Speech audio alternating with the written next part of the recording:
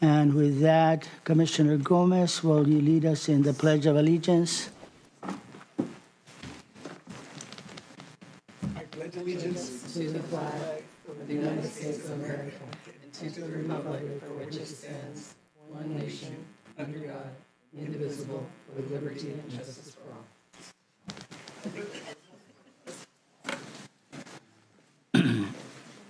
And now we can have a roll call.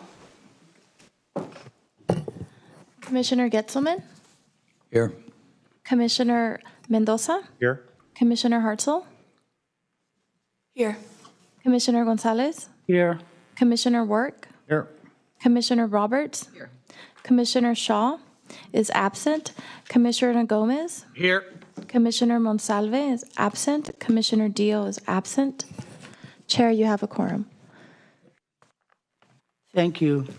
With that, this would be the time to inform the public to see if they would like to address the commission, whether it be via Zoom or emails. And Madam Secretary will give us a little information on how to do that. Good morning. Thank you for joining. For individuals who are joining us remotely, just a reminder that there is a Zoom meeting link on today's agenda, as well as the mobile line that you can, and our landline that you can call into with the meeting ID number. To participate during public comment period for any of the items today, you can raise your hand by opening the reactions button at the bottom of your screen and clicking the raise hand icon. You can do the same to lower. Also, to raise your hand on phone, press *9. Same *9 lowers it. You can also participate by emailing pchearingcomments@countyofmonterey.gov. This email is on today's agenda. It is monitored during the hearing, and we do our best to capture all comments that come in, but there is a possibility we could miss one, but we do our best effort. Members of the public, when it is your turn to comment during public comment period, you'll be granted permission to unmute yourself. You need to accept that permission. To mute and unmute on the Zoom platform, you press the button that looks like a microphone at the bottom of the screen. If you're on a phone, you mute and unmute by pressing *6. Planning Commission is also happy to continue its trial of Wordly, which is a translation service available to participants in today's meeting. For those who are here in chambers, you'll see the translation up on the screen in the front into Spanish. For individuals who are joining remotely, you can scan the QR code that's showing on your screen. And when you get there, you can select your language of choice and have the live translation of today's proceedings. You can also go to the web page that's at the bottom left of the screen in front of you to participate that way. Thank you very much. Thank you. So now we move on to the next item on the agenda, which is public comments. And this is a time set aside for the public to comment on a matter that is not on the agenda. So with that, is there anybody in the chambers that would like to address the commission? Seeing none, is there anybody via Zoom or any emails of individuals that would like to address the commission on public comments? There are no emails or hands up on Zoom. Thank you. With that, we move on to agenda additions, deletions, and corrections. For the record, we received and distributed additional correspondence for agenda item number 4, PLN 240069, Betchel Corporation. Thank you. And with that, we move on to Commissioner comments, requests, and referrals. And this is a time set aside for the commissioners to comment, request, or refer a matter that is on or not on the agenda. Commissioners? Seeing none, we move on to approval of consent calendar. And we have a couple of items here to appoint Christina Zeman to the South County Land Use Advisory Committee and appoint Barbara Varian to the South County Land Use Advisory Committee. Would the commission like to pull any of this item from the agenda? With the public, in terms of public comment, is there anybody from in the chambers that would like to address this particular two items? Seeing none, we move on to emails or via Zoom. Do we have anybody that would like to pull or address any of these two items? We have no emails or no hands up on Zoom. Then with that, we would need a motion and a second for approval of consent calendar. Does this also include item number 3? No, I The believe minutes? that's a separate, at least I understand that it's a separate item. Okay. So, Just items 1 and 2, the appointments.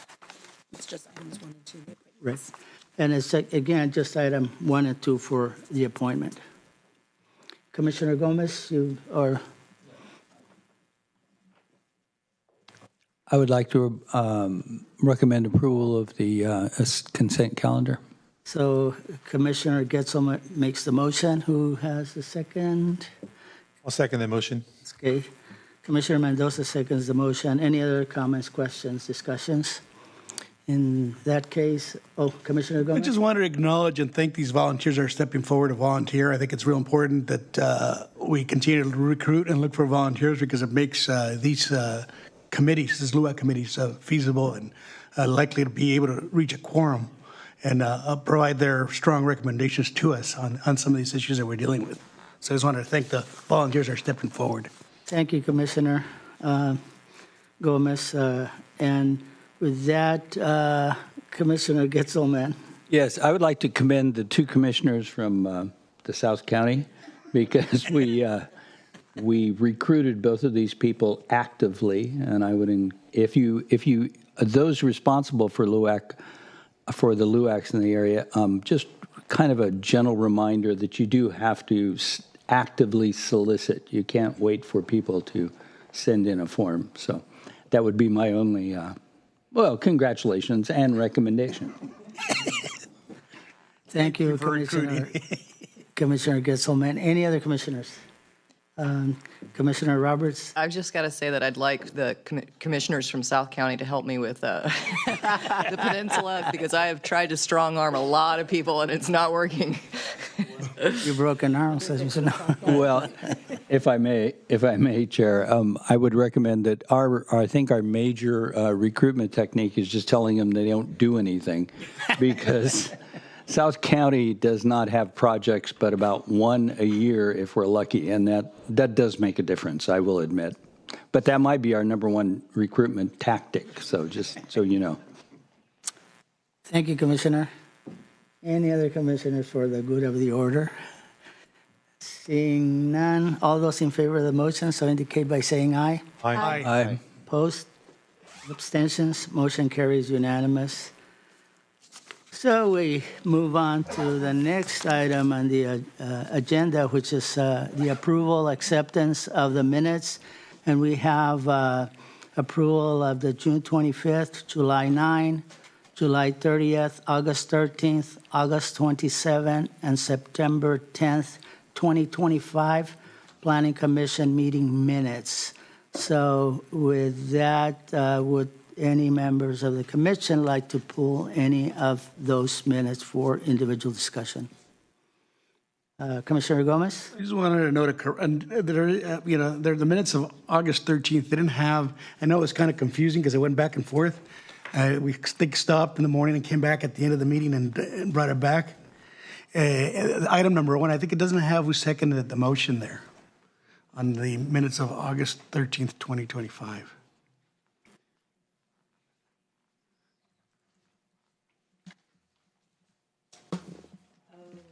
So that's the only thing, it's that correction note. Yeah. Okay. So with that correction, and any other commissioners? Seeing none, And I'm sure the staff will take care of that, so. Yeah. And so I'm opening for public comment. Is anybody in the public would like to address any of the minutes here? If anybody in the chambers would like to address the commission or pull any of this item. Seeing none, then we move on to, is anybody in Zoom or any emails of individuals that might like to pull or address any of these minutes? We have no emails or no hands up on Zoom. Thank you very much. We bring it back to the commission. So, commission, what's your pleasure? Motion? Commission? I'll move approval with the noted correction. Okay.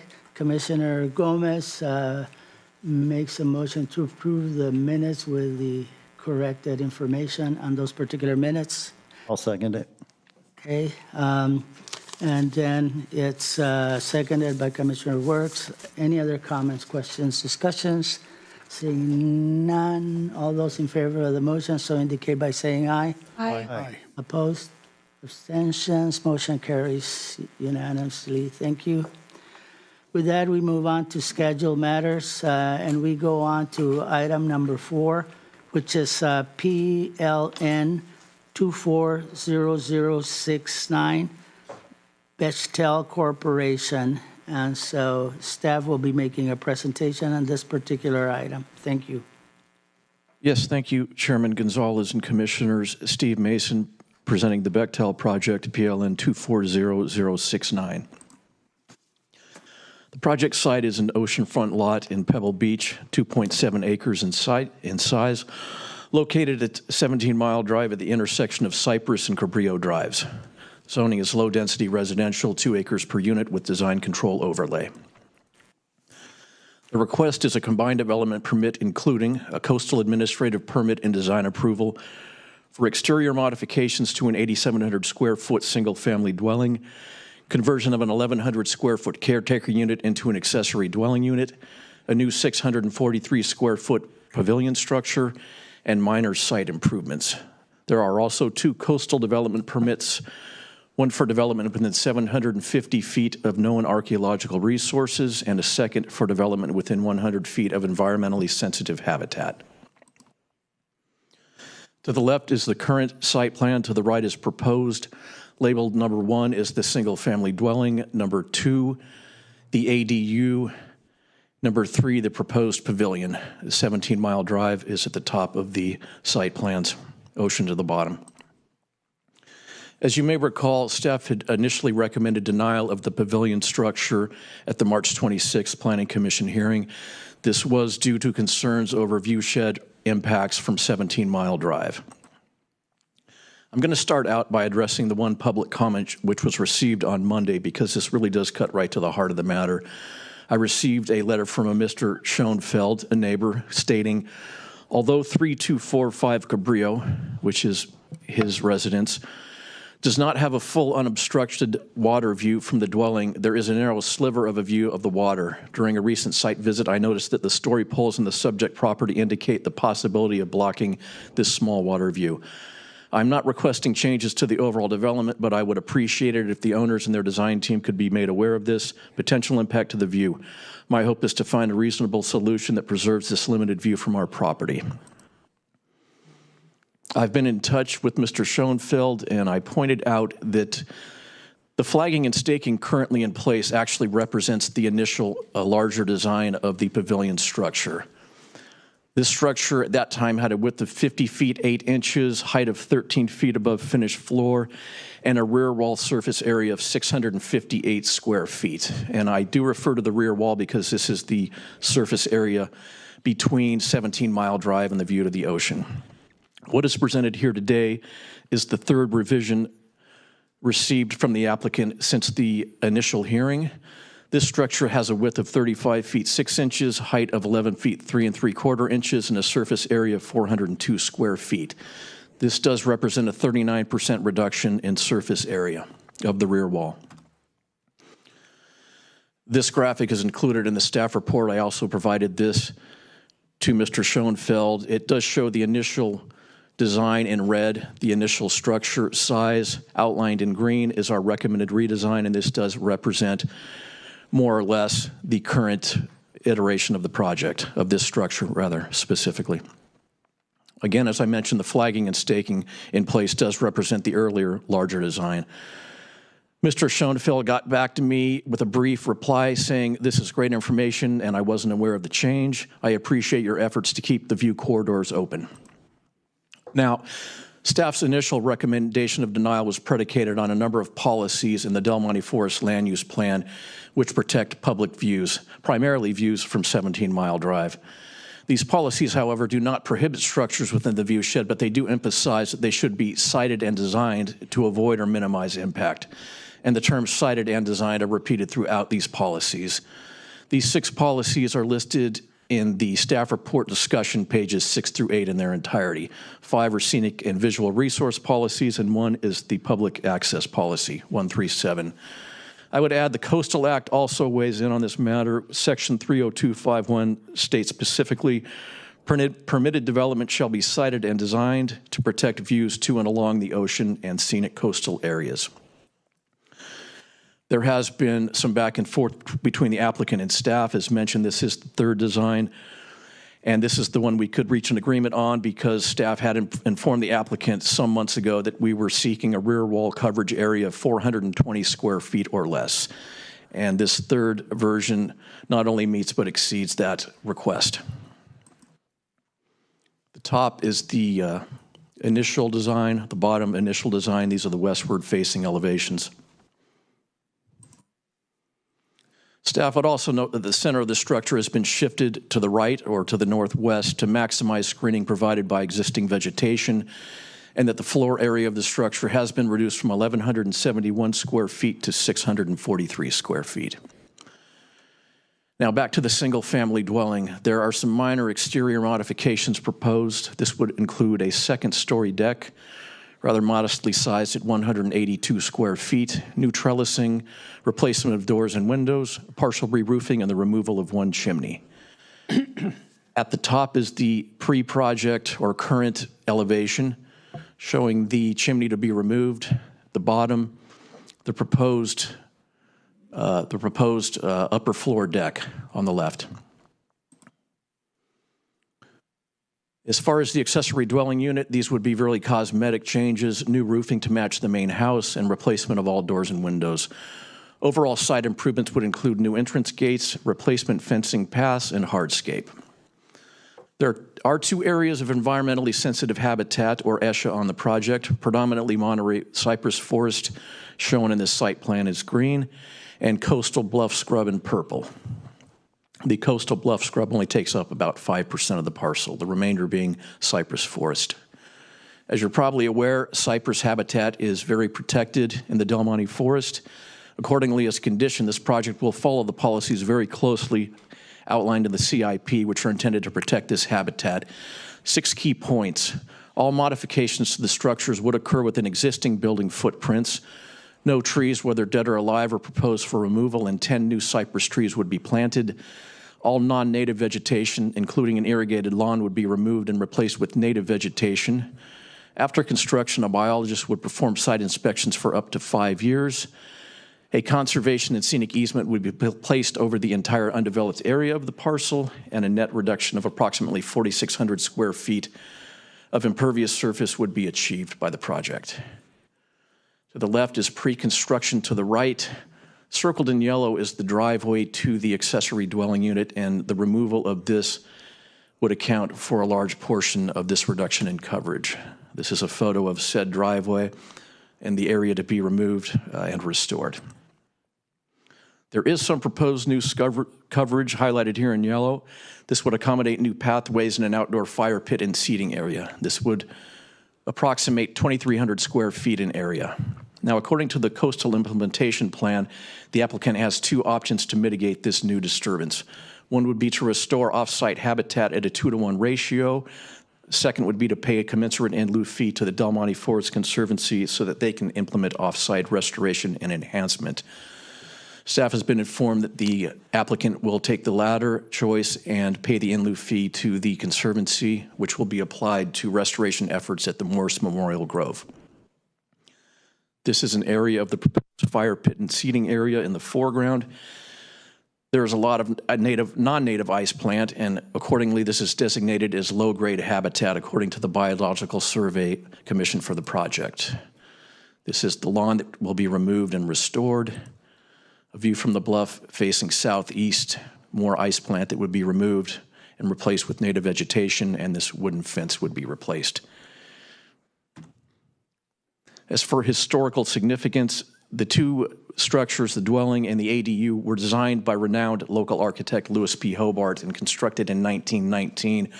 However, the Historic Report Commission for the project points out that these have been remodeled to the extent that they no longer have any architectural or historical significance. Phase 1 and 2 archaeological survey has concluded that no significant impacts to resources are expected. Grading would be 430 cubic yards of cut and 80 cubic yards of fill, and almost all of this to occur at most previously disturbed sites. Colors and materials are fairly typical: beige stucco siding, clay roof tiles, and dark copper railing and gutters.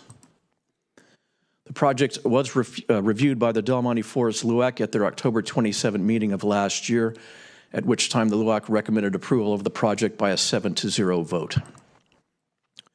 In closing, staff would recommend the Planning Commission find the project categorically exempt pursuant to Sequel 15301, which covers modifications to existing structures, and 15303E, which covers accessory appurtenant structures, and approve the combined development permit for the CAP and design approval for exterior modifications to the single-family dwelling, construction of a pavilion, conversion of the caretaker unit into an ADU, and the 2 coastal development permits for development near archaeological resources and environmentally sensitive habitat. This concludes staff's presentation. I'm available to answer any questions. Thank you. With that, we bring it back to the commission for any comments, questions, concerns. Commissioner Roberts? Just have some clarifying questions. If you'll remind me what the difference between a caretaker unit to an ADU is. I think it's a kitchen. And Through the chair, that is correct. okay, so there's an addition of a full-size kitchen or a habitable space kitchen, whatever that. Through the chair, caretaker is somewhat of an outdated term now. It's been replaced. It was replaced in, I believe, the 2019 update. It is essentially an accessory dwelling unit, but was built prior to the regulations that enforced accessory dwelling unit current standards. So there is an existing kitchen, and it's just being reclassified to current labels for the structure, a habitable structure.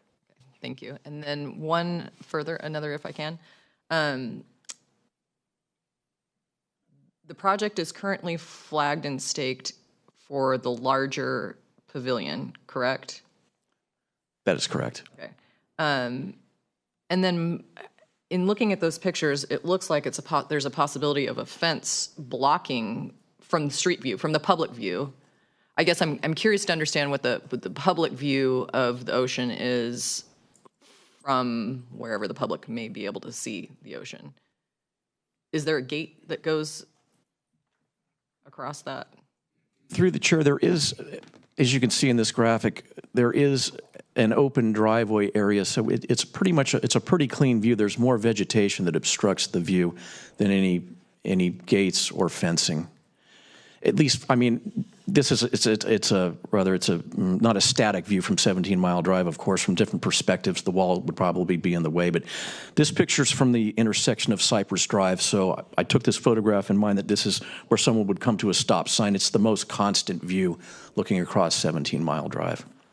In addition, staff does have some updated visual renderings that we're happy to provide. I know the applicant will also be presenting those.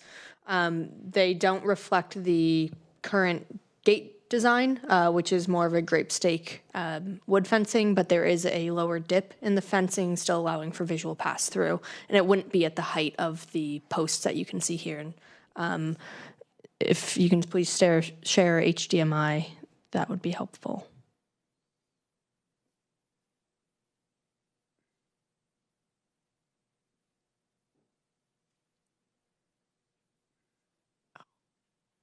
So the top image is the project that was presented back in, I believe, March.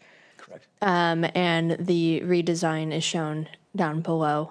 So there continues to be greater ocean views that are visible from 17 Mile Drive. And this isn't staff's understanding of what the proposed gate looks like. The applicant will need to clarify that. The one presented to staff is a wooden gate. But nonetheless, the overall design with the arched middle does still allow for visual pass-through. I have one more question, if I can. Thank you. Now I forget what my question is. It's related to...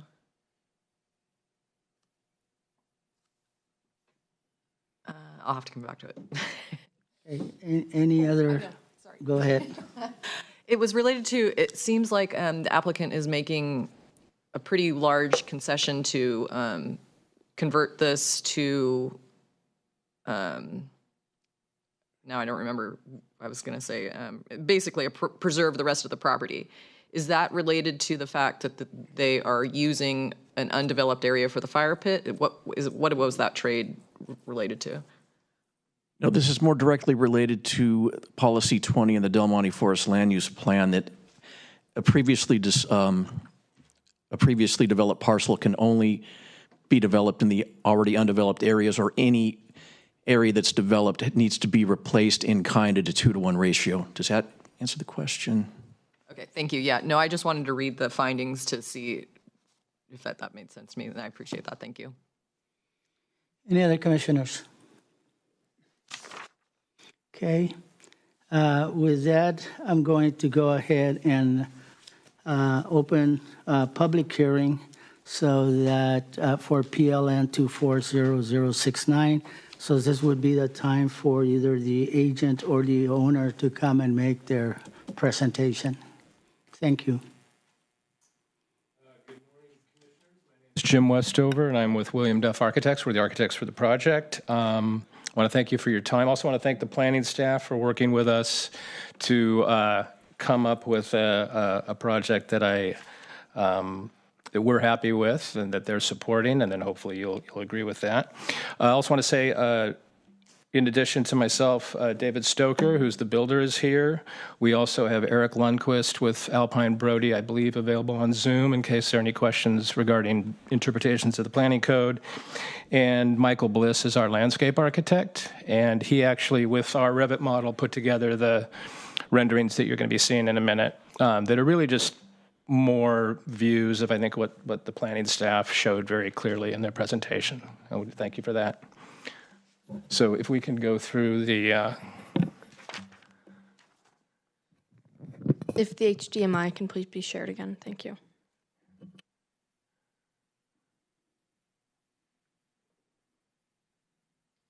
Okay, great. So yeah, what you're seeing here is the from the intersection of Cypress and 17 Mile Drive. Above is the old version, below is the new one. And just in a nutshell, what we've done is we've lowered the building by about 1'9", and we've actually made it in the left to right direction, the big wall, we've shortened that by 15'2". So we've been able to get it down to a point clients are happy, and it seems like staff is happy with it. And we do have, you can see, quite a bit more view of the ocean beyond the trees. And then we do have a couple of other views. Again, actually, we can start here. This is, we can go to the next slide if that's okay. Yeah, so again, these are just showing them a little closer up. Old version, and if we continue on, same view, new version. You can see that as it gets the smaller version, you see quite a bit more of the horizon of the ocean going across the top of the building, which I think helps. And then this is, oops, sorry. Let's go to the down. If we go down to the next ones, we have a view sort of mid-block on Cypress. And this is the old version. And then you can see the next one would be the newer version, which has shrunk quite a bit. And then the next slides after that are just the comparisons where we show them one above each other. But those are all of the views we've shown. These should be very accurate in terms of the trees and planting. The landscape architects have done a great job putting all of the planting and trees into our 3D model. Couple of other things I just want to point out. just for the record, we are using actually wood windows rather than metal, wood windows to match the existing on the main house. Don't see that in these views, but from the ocean you would see that.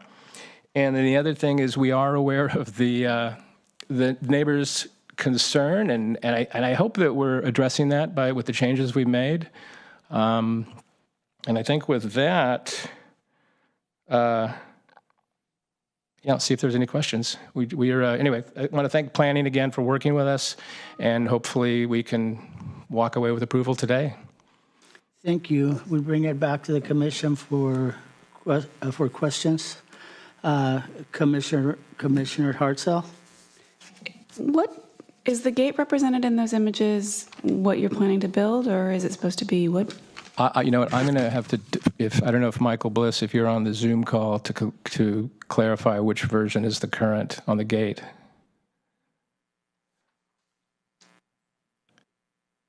Maybe not. I think what you're seeing in the renderings is the more open version. I believe though that the wooden one that is less open is the current version, as planning staff pointed out.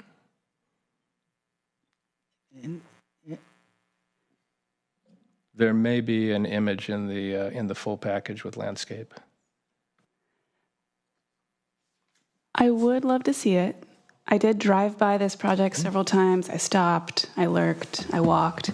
I'm really grateful for the changes you made to the building itself, and would just really love to see an image of the gate so I have a full idea of what the view looks like. Chair, it looks like Bailey Sullivan raised their hand. Is that somebody that could help with this? I'm sorry? Bailey Sullivan, would that be a person that could help? If Bailey is with Michael Bliss, then perhaps yes. Yes.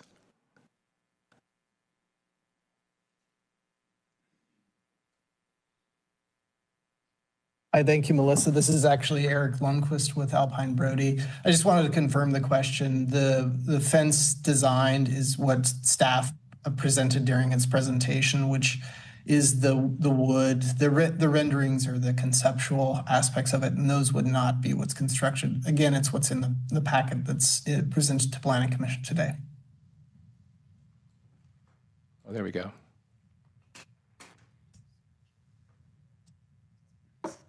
Thanks. Are you hearing me? This is actually Eric Lundquist with Alpine Brody. I just wanted to confirm the fence design, which is what's in the Planning Commission's packet, and that was presented by county staff. There you go. That's it. Thank you, Eric. You're welcome. Any other questions from the commissioners? No? Seeing none, thank you for your presentation. Sorry. Go ahead, Commissioner Hartzell. This might be for staff and it might be for you. I'm just wondering if there's any concern regarding the view in, now that we know that this gate is a little bit more narrow and hard to see through. I know it's quite low.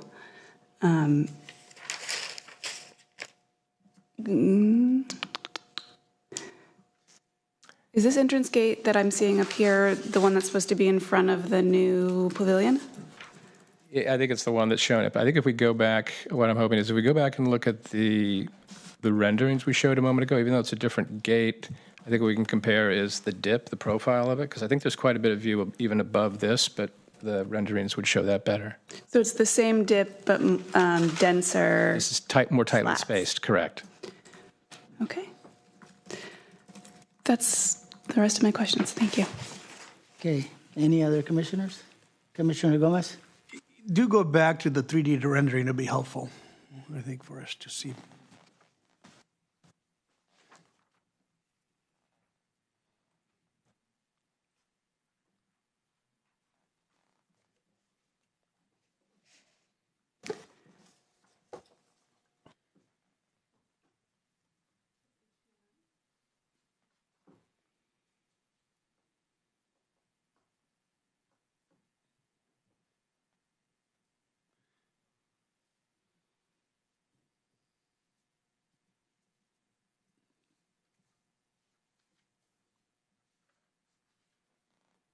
Thank you.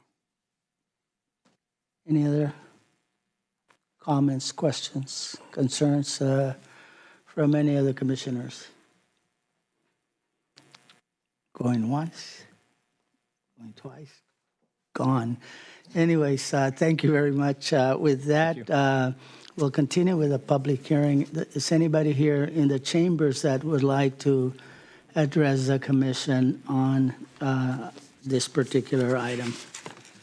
Seeing no one coming forward, then is there anybody either via Zoom or emails that would like to address the commission on this particular item?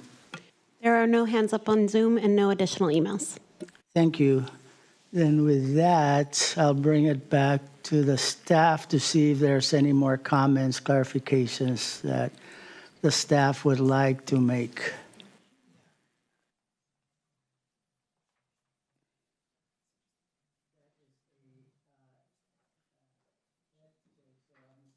Sorry, I guess that's a head shake. I guess that means no.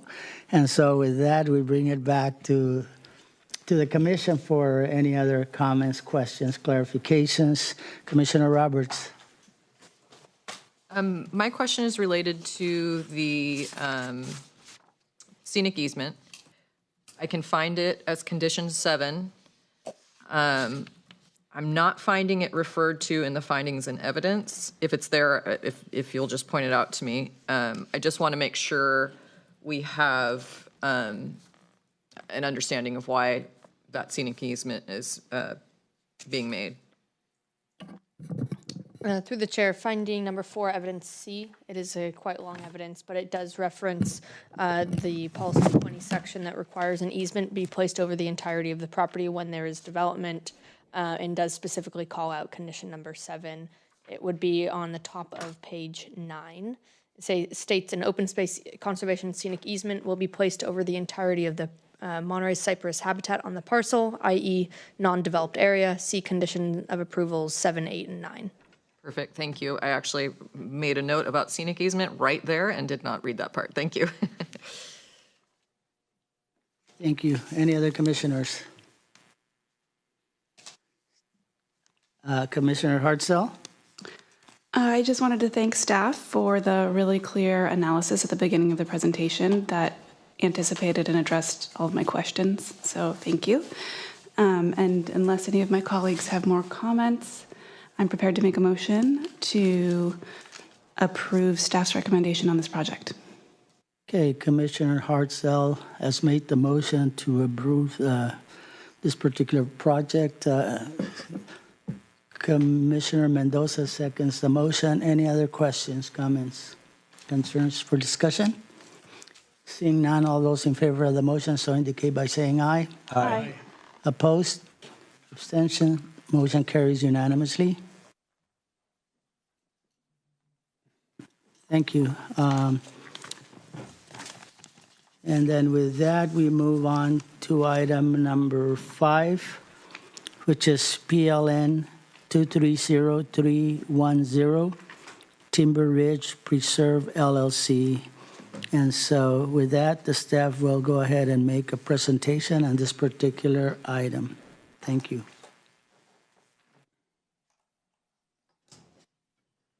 Thank you, Steve Mason, again presenting the Timber Ridge Preserve LLC project, PLN 230310. This is a combined development permit application to include an administrative permit and design approval for a 3,870 square foot single-family dwelling with a 977 square foot attached garage. There are 2 use permits, one to allow the removal of 28 protected trees and another to allow development on slopes in excess of 30%. Project site indicated here with the yellow arrow is a 39-acre lot within the 20,000-acre Santa Lucia Preserve subdivision. This is at the south end of the preserve at the terminus of Arroyo Sequoia. It is zoned resource conservation, 40-acre minimum with the design control and site plan review overlays. As with all of the residential lots within the preserve, there is a designated homeland boundary, which is effectively the building envelope. This covers 2.7 acres in the northwest corner of this 39-acre parcel, is shown here with the proposed building footprint and the proposed driveway access. To the right is a satellite photo of the parcel. It is heavily forested, which I'll be elaborating on in a moment. Floor plans of the split-level single-family dwelling. The garage is attached by a breezeway. Two of the design features of the structure include an elevator and an outdoor kitchen on the patio. The structure is built into the hillside to take advantage of natural slopes, and grading would be 880 cubic yards of cut and 515 cubic yards of fill. Artist renditions from 4 perspectives. The full plan set is included as Exhibit C on the staff report. This site plan shows the areas of the building envelope or homeland boundary. Areas in gray are slopes in excess of 30%.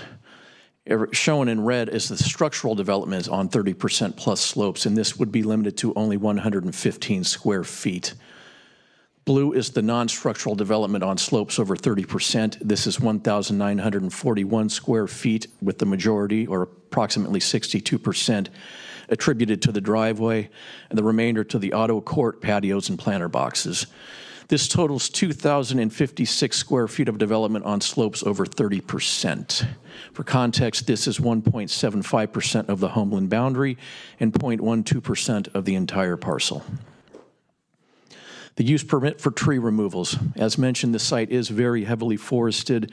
The 2.7-acre homeland boundary by itself has over 260 oak trees.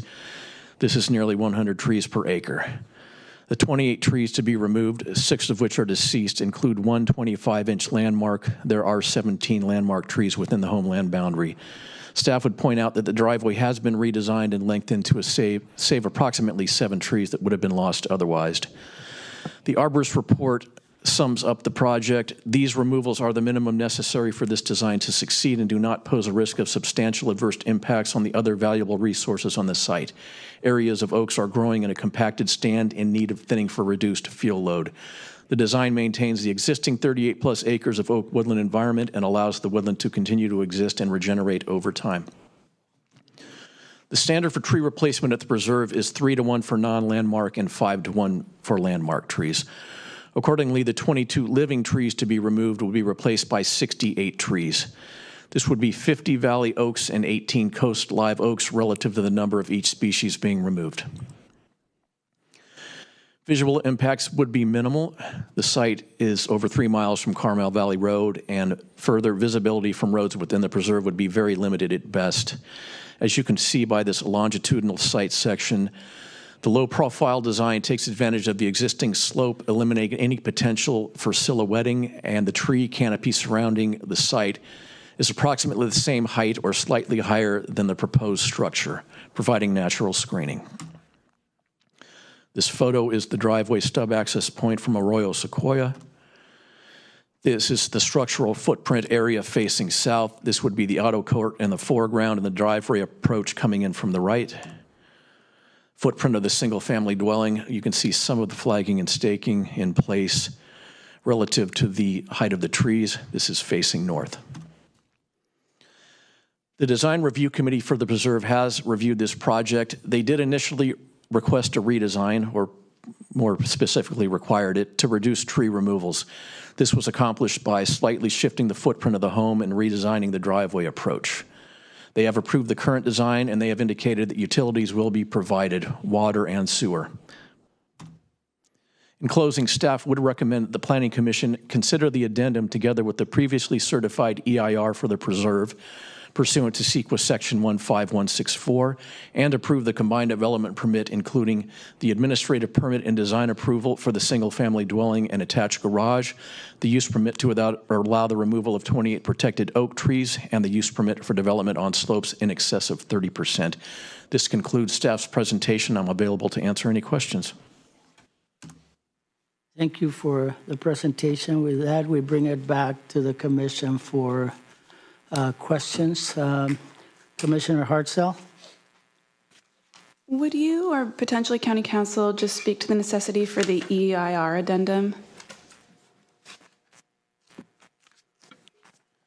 Through the chair, the EIR addendum is a standard practice for the preserve due to the fact that the initial EIR had a specific amount of tree removals designated for each of the lots within the preserve. And when a project exceeds that amount, the addendum explains why and puts it within the context of the overall tree removals allotted for the entire subdivision.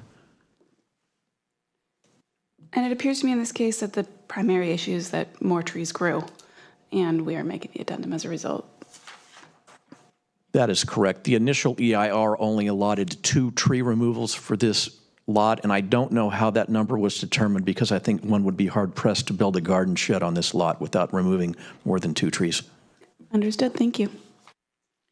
Any other commissioners? Commissioner Roberts?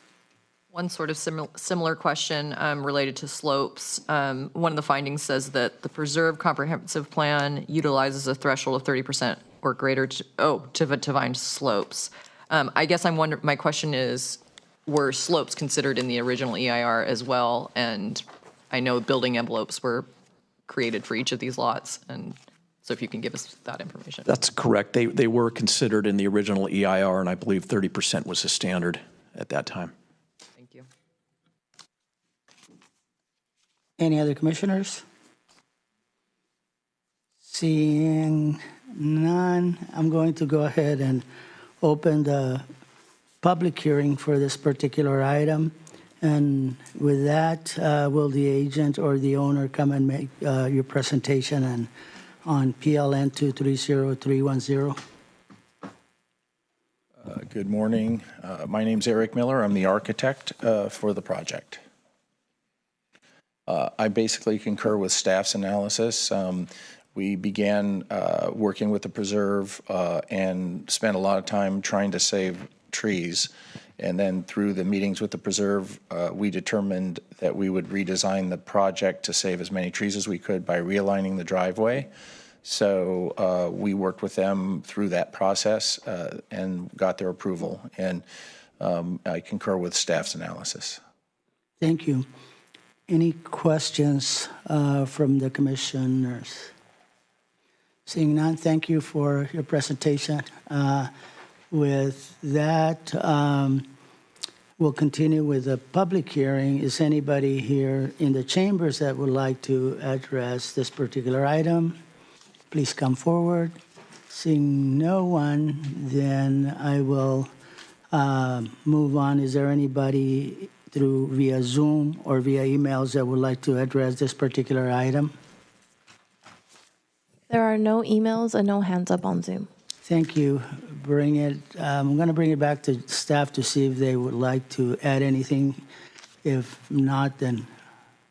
Yes, thank you, Chair. Staff does recommend a revision to finding 1 evidence H to clarify that the project did not require referral to the Greater Monterey or to any land use advisory committee because it is not within a LUAC boundary, not just because it is within the Santa Lucia Preserve. So with that, that's the only comment staff has to make. Thank you very much. Bring it back to the commission for any comments, questions, concerns, motions.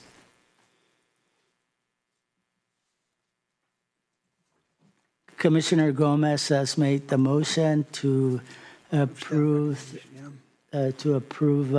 this item with the last recommendation from the staff. Commissioner Hartzell has made the second. And so with that, are there any other comments, questions from the commission? Seeing none, all those in favor of the motion so indicate by saying aye. Aye. Opposed? Abstention? Motion carries unanimously. So that item is done.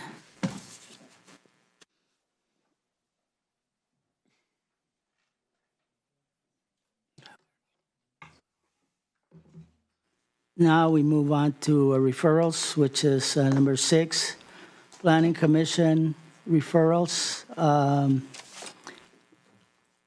And I guess the staff would make a presentation or give us some information on this particular item. Yeah, staff just wanted to note for the commissioner and the public that updates to the referral sheet are included in bold to help catch your eye, and staff is available to answer any questions.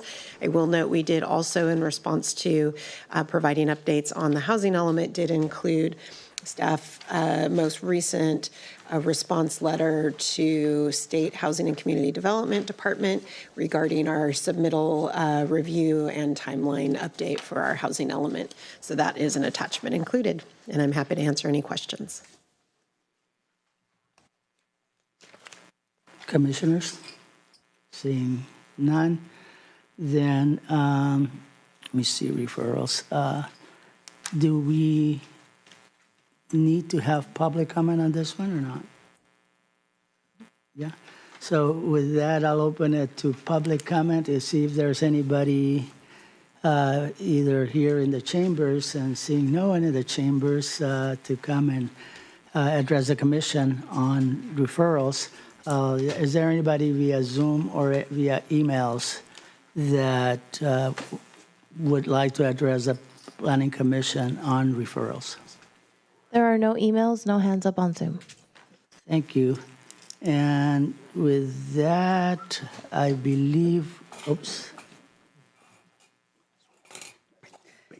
Apologies. On number 14, I see that the vacation rental ordinance is a referral. I'm wondering at what point we remove something from a referral list, and if you need me to say that out loud in order to make that happen. I'm happy if you would like to remove it. This was printed and updated prior to yesterday's meeting with the board, but which I will give an update on during department report. So very welcome any removal as required. Okay, any other comments and questions on this particular item? Seeing none, then we move on to department reports. Yeah, thank you. So to that note, that Commissioner Hartzell nodded to yesterday at the Board of Supervisors, the board did approve final adoption of the coastal zone vacation rental regulations as approved by Coastal Commission and submitted. Those regulations will now go into effect on October 24th. With a compliance date 2 months past the effective date for all unpermitted operations in the coastal zone of December 24th of this year. So staff will be moving forward to update our online materials and push that information out very proactively to the community and individuals who are operating vacation rentals to continue moving that forward. Staff did want to note that on August 25th, we did receive the second submittal letter response back from State Housing Community Development, and we are actively responding to the comments that were received.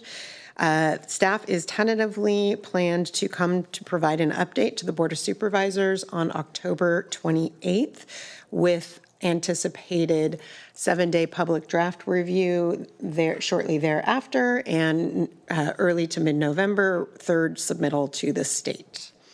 I did also just want to remind the commission that due to limited items, we plan to cancel the next regular meeting on October 8th, and we'll bring all those items forward to your second meeting instead in October. So we'll look forward to seeing you in about a month. Thank you. Commissioner Roberts?